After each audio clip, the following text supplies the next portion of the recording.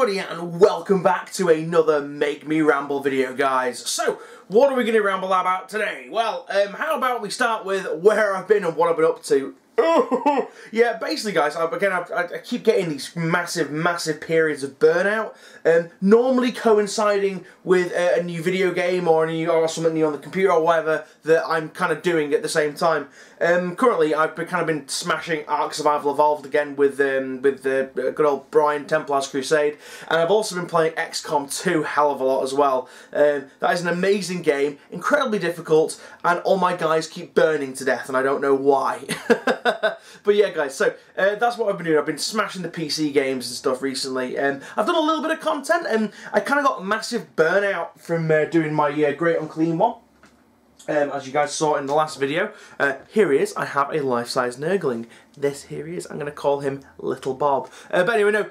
Yeah, so I kind of picked this guy up and in the same day built him and then painted him. No, pretty much. Maybe allowing for a couple of hours either way to allow for green stuff drying time because I magnetised all his parts and stuff like that. I've still not had a game with him yet, and in truth, the Demons book is a little bit disappointing, I'm not going to lie. It did bring some new stuff, but it also really isn't that special. For the fact that Demons, they still only get a 5+ invulnerable save, which is a little bit shitty in this day and age, in this modern kind of... not in the modern, in the current edition that we have, it's just a little bit crap having that kind of a save. I would have thought that they would have had something different or something to be able to boost them. The Nurgle stuff really isn't that tough anymore. You can kind of get around that with most regular weapons because everything can wound everything nowadays, meaning a Grok can freaking wound a Warhound Titan, which is fucking bullshit if you ask me. But anyway,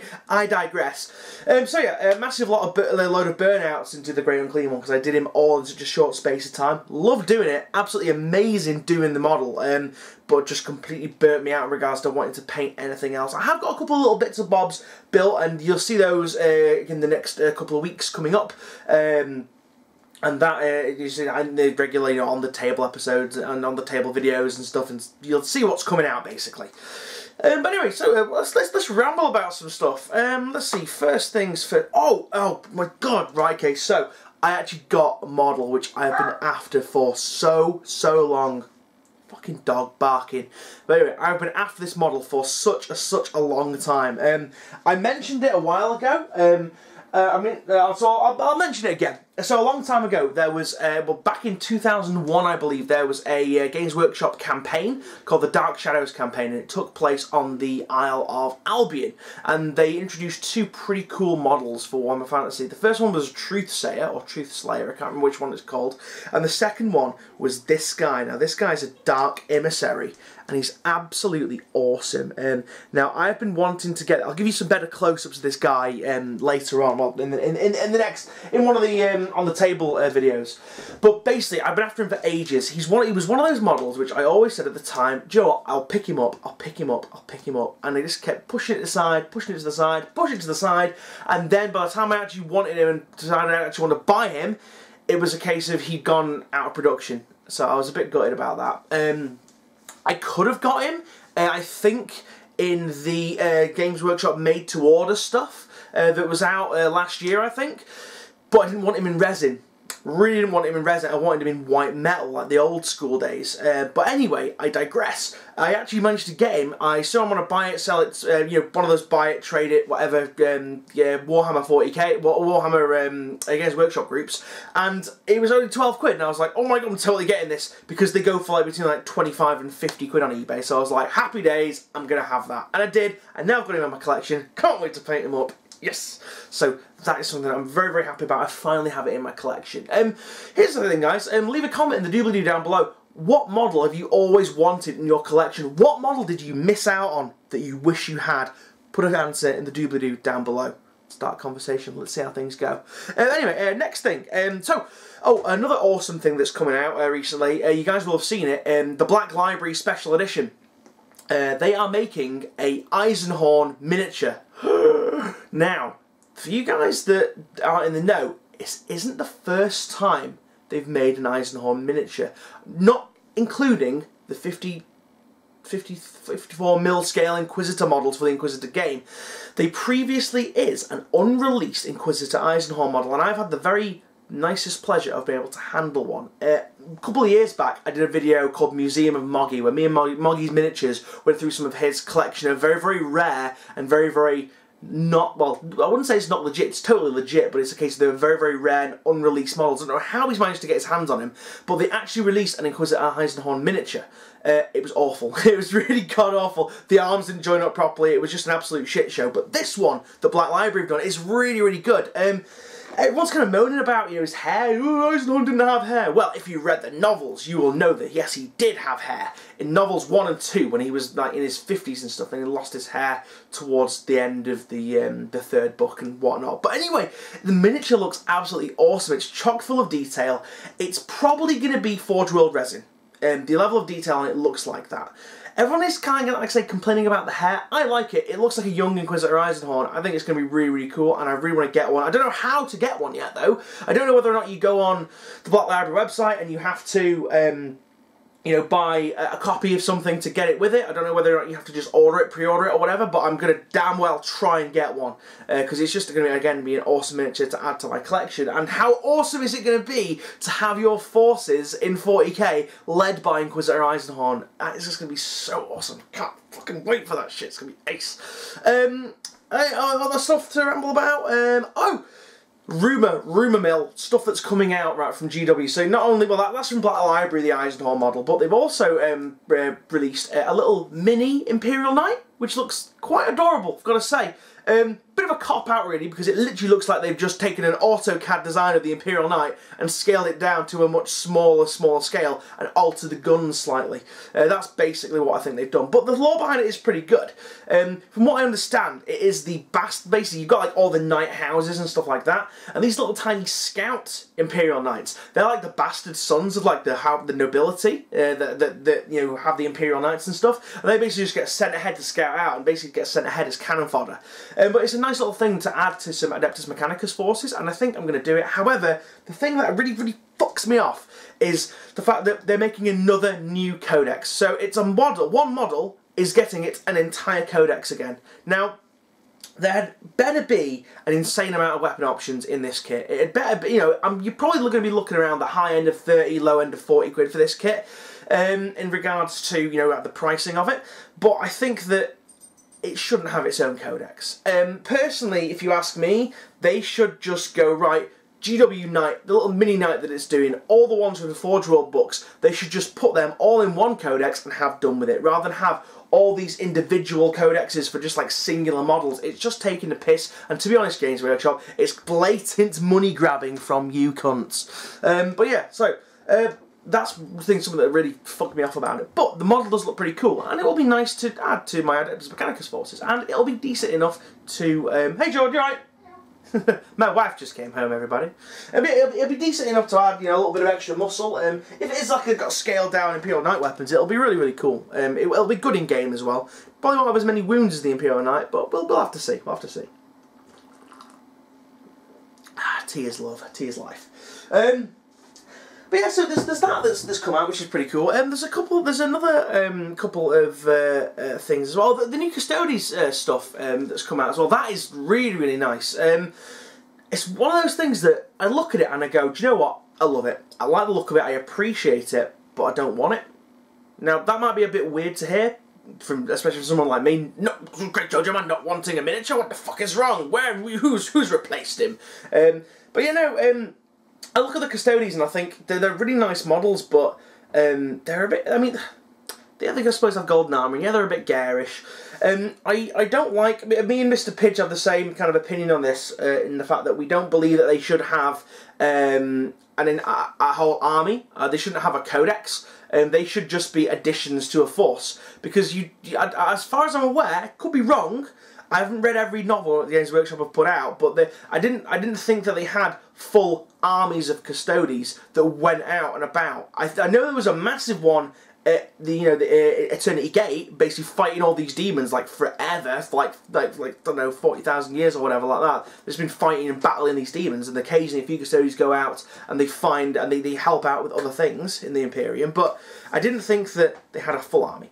I really think that they should be included as an addition to a force. So say, for example, you've got a unit of, you've got an army of Ultramarines, and you want some hard-hitting, badass motherfuckers. You should be able to include them in the army. Maybe only a squad or two, but whatever. They shouldn't be their own individual codex. But the models look nice, and the jet bikes look freaking cool. I really like the look of the jet bikes. But again, it's probably one of those things that I'm not going to buy. I mean, you never know. In a couple of years' time, I might go, do you know what, I really fancy kind of paint gold, properly, so I'm going to buy some Custodians and do them up and things. But well, time will tell. Time will tell whether or not we get that. I've got a little list written down here of little ramble topics, by the way. That's why I keep looking down here like this. How unprofessional of me. Oh my God. Rogel Dawn is out. That's something to talk about. Yeah, so finally, the Imperial Fists Primarch has been released by Forge World. And I really like him. I think that everybody is kind of like going a little bit mental because, like, oh, he's really plain. I mean, he's not supposed to be a big, elaborate guy, apart from this huge, gigantic golden armour. But you know what I mean? His armour's not that ornate. It's, in my opinion of Dawn is he would prefer functionality over, fancy whistles and bells, so to speak. It's literally a case of, I think that the way they've done him is really, really good. Although his chainsword is small, I thought it was going to be a lot bigger. I thought it was going to be like a huge eviscerator blade, but apparently not so. But the miniature does look really cool. His cape looks really cool. His face looks perfect. Like that's how I imagine Rogel Dawn to be. But everyone is kind of kicking off that he's kind of it's a little bit too plain looking.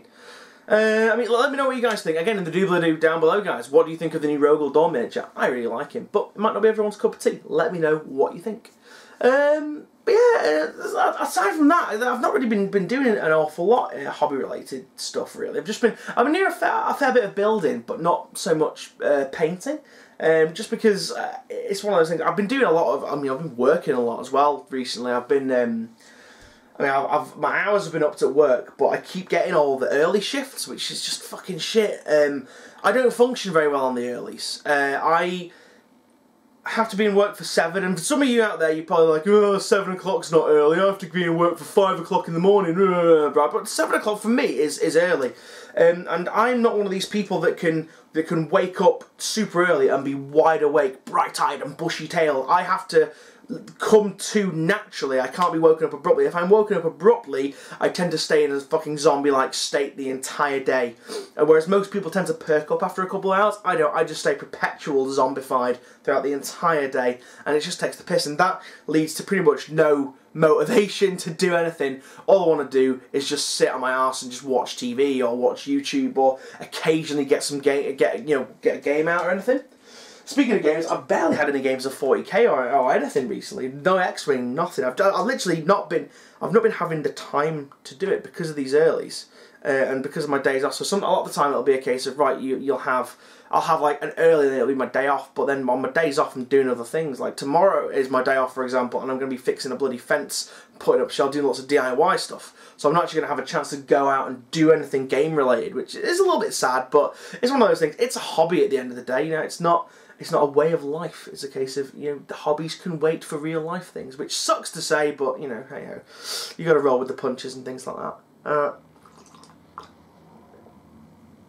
One of the things I really want to see, going back to Forge World, I really wish they'd hurry up with that. The Fires of Shirax, or whatever it is, with the Adeptus Mechanicus versus the Tau. I wish they'd hurry up with that fucking shit. It's so annoying that it's not come out yet, and everyone's been after it. Although I do think that they have re-released the Tagmata Omnissiah book for Forge World, so I might be able to finally use my Thanatar, but I'm not sure. I went on the Forge World website before, and it was only available in a massive, like, 100 quid set of all, like, the other Horus Heresy books, and I don't really want to pay 100 quid for one book. That's not going to happen. I can't be arsed with that shit. That's just grim.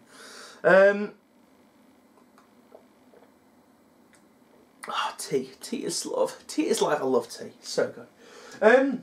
Yes, it's been a bit grim, really. I mean, recently I've not been sleeping either too well recently. I don't know why. I don't know what it is.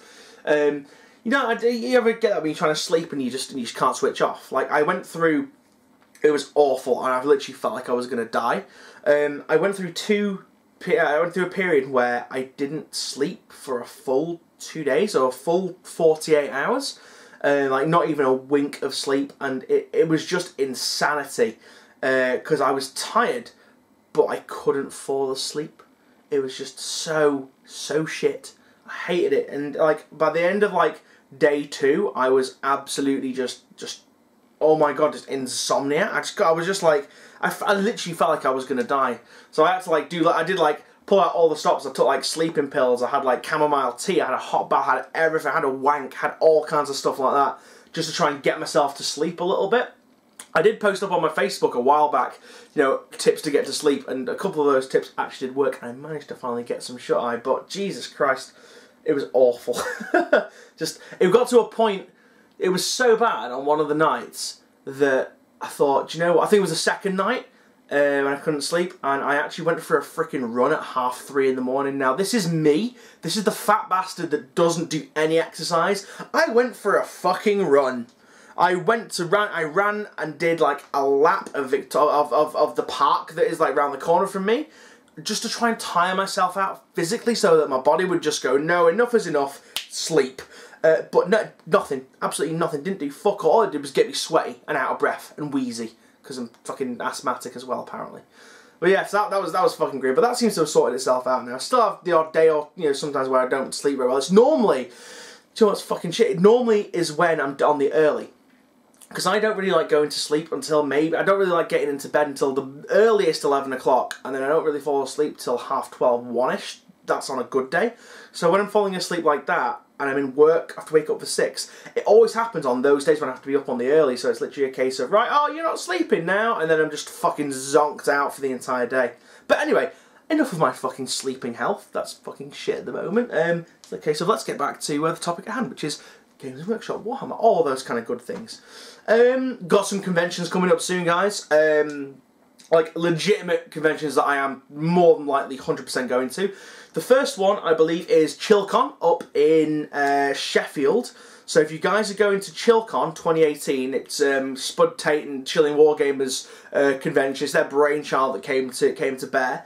You guys should go to the Sheffield one. It's like a £5 entry, and all the proceeds go to a charity. I can't remember which one it is. I think they're going to change the charity each year, but it's going to be amazing. There's like 20. I think the last time I checked, there was about 25 vendors that are going, and that's at the moment. There's still more that are probably in the pipeline, but it's going to be amazing. There's going to be vendors. There's going to be games. There's going to be panels. There's going to be all kinds of cool stuff to see and do, and there's also going to be a bar as well, which is pretty cool. So I don't know how they managed to get a bar, but I really want to go.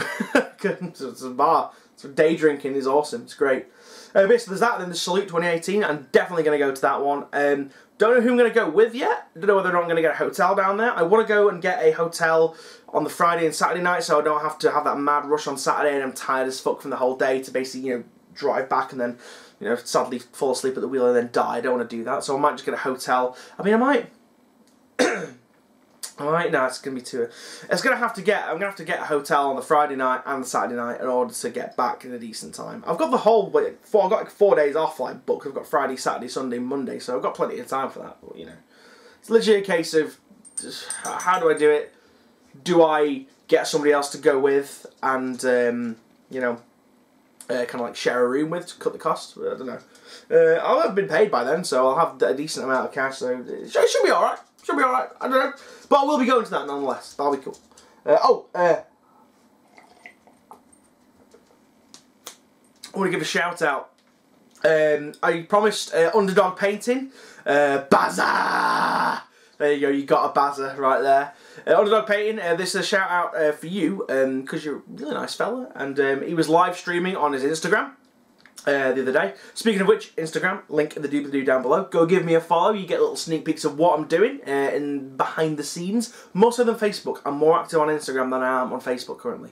But anyway, no. So Underdog Painting was live streaming on Instagram, and he was like, oh, could you give us a shout? I was like, yeah, do you know what? Fuck it. There's a shout out for you. Everyone, if you want to go, I'll try and remember to put the link to Underdog Painting in the doobly-doo down below, so you can, you know, go and check his channel out. He's a proper nice guy, just legend. You should all go and subscribe to him. But yeah, that's pretty much it, guys. I've not really got much to ramble about now. How long have we been rambling on for? I can't tell. I actually can't tell, guys, but I think my battery's about to die. So I'm going to have to bid thee adieu. So, thank you very much for watching, guys. Don't forget to like, favourite and subscribe if it's the first time you're watching. Don't forget to leave a like, leave a comment from what I've said before, guys. And, yeah, don't forget to follow me on Instagram. And I will see you guys in the next video. So, see you now, and goodbye.